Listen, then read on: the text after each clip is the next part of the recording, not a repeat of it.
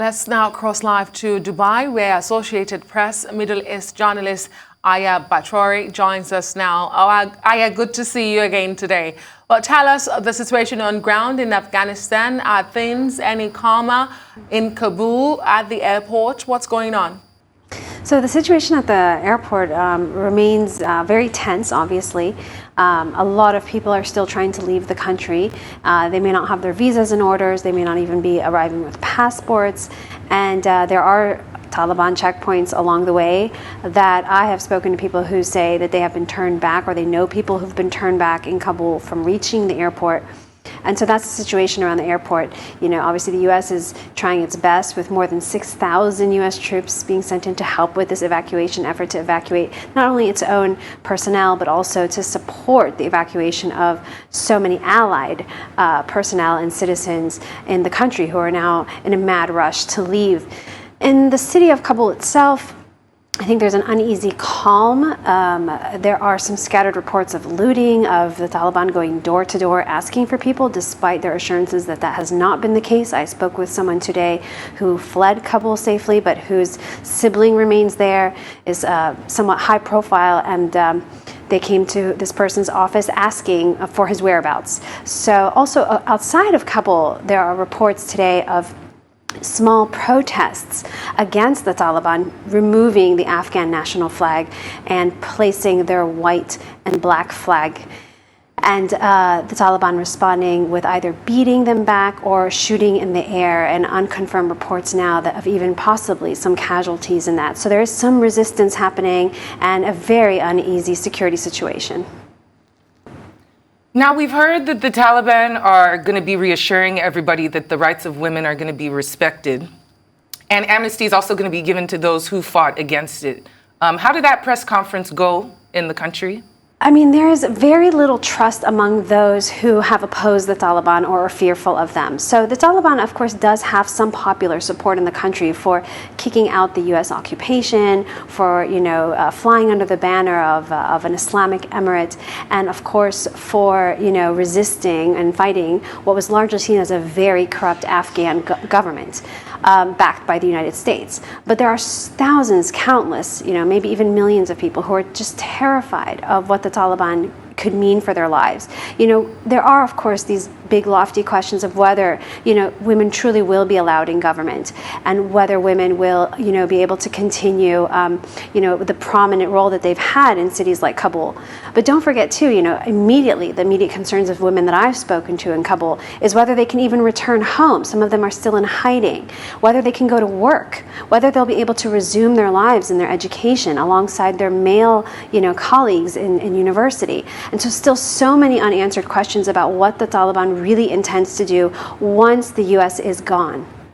Okay, Aya, whilst the women are in hiding, we hear some of the political leaders of the Taliban, specifically Mullah Abdul Ghani Baradar, the Taliban's leader, are returning from exile. I think he was cited in the city of Kandahar. Can you confirm that and what this portends?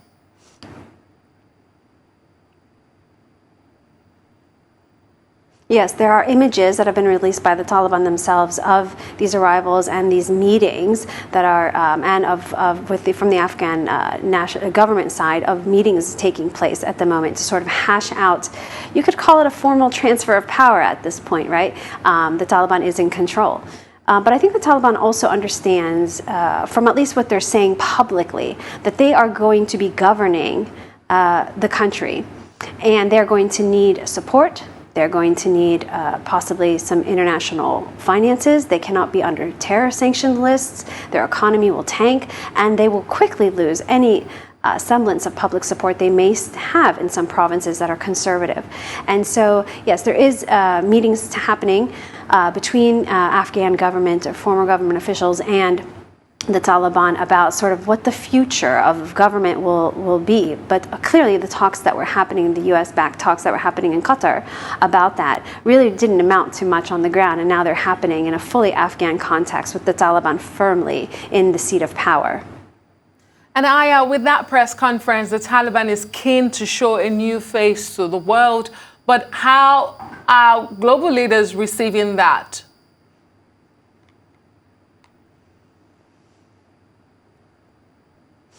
It depends who you ask, right? Obviously, there are some countries that are seeking to take advantage of the vacuum that is being left behind by the sudden, very abrupt U.S. withdrawal that's now taking place much earlier, a few weeks earlier than anticipated.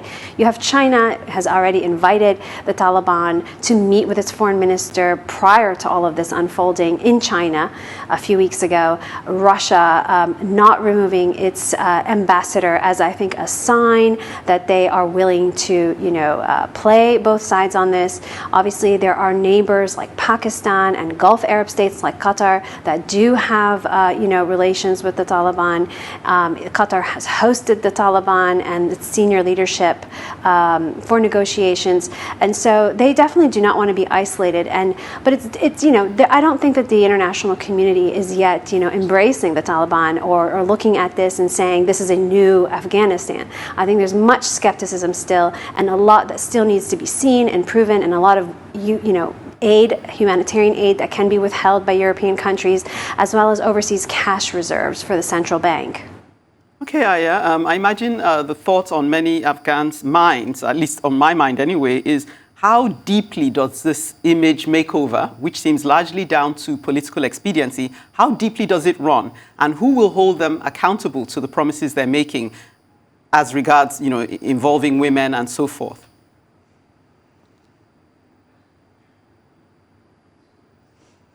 I mean, let's start first and foremost with the Afghan people, who are out there protesting, at least in at least two cities today, against the removal of the Afghan national flag. I think the Afghan people can very much try to hold their leadership to account without, the support of the United States in doing so. Don't forget, there were tens of thousands of Afghan soldiers who died fighting the Taliban, and so there are Afghan women also who are, really wanting to ensure that they can remain, visible members of society and people who are building the country. They want to be part of that process. And so that's who may, initially hold them to account. But internationally, it's really yet to be seen, with the U.S. withdrawal today and the U.S. and President Joe Biden coming out and saying, the U.S. is squarely focused on its national security interests and can, if needed, target terrorist, sites in Afghanistan from afar and with drones and without a presence.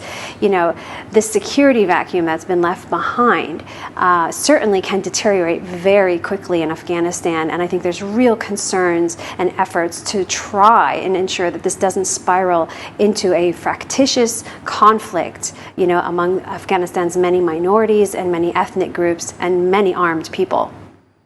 From Dubai in the United Arab Emirates, Associated Press correspondent Aya, thank you so much.